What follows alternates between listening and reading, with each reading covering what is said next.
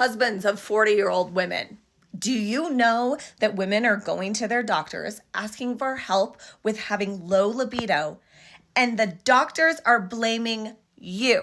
Doctors are telling women, maybe you don't like your husband anymore. Maybe he's not doing enough. Maybe he needs to take you on more dates. Maybe he needs to help around the house more. Doctors are not treating our low libido as a medical issue.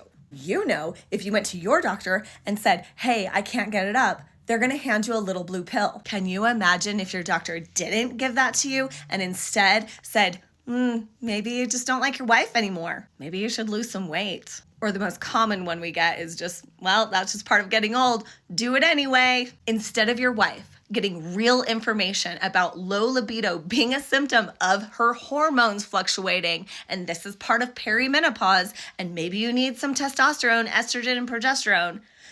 Instead, she's going to come home from that doctor's appointment thinking it's you. And she's going to sign you up for couples therapy and figure out how to help you be better so that her body will react and turn back on. It's likely that you do need to be a little bit better, but this low libido is a common symptom of perimenopause. And millions of couples are going to bed with shame and blame and frustration, not having any idea that this is perimenopause. I know what you're thinking now. You're thinking, okay, this is my wife. This is my life.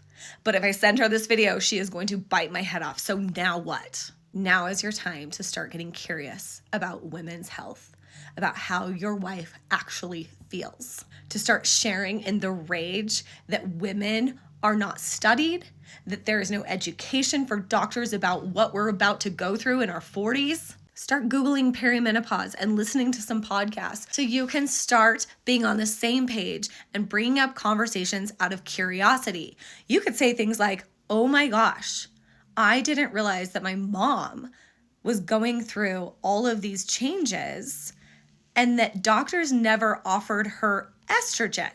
Maybe say, I've been listening to this podcast and I had no idea that perimenopause was a thing. Did you know?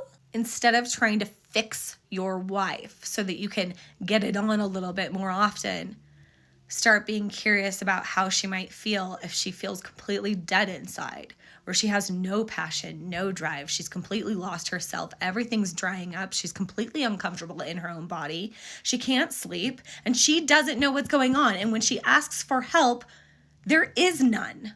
The lack of education, care, and research is affecting your marriage, the woman that you love. You should be angry. There is hope. There is help. There's help available. It's just really damn hard to find. But I've been here for 4 years trying to find the resources that are actually helping women. We've collected them on a free resource page. If you go to wakeherup.co, it's just a free resource. You can go find providers that actually help men and women with their hormones.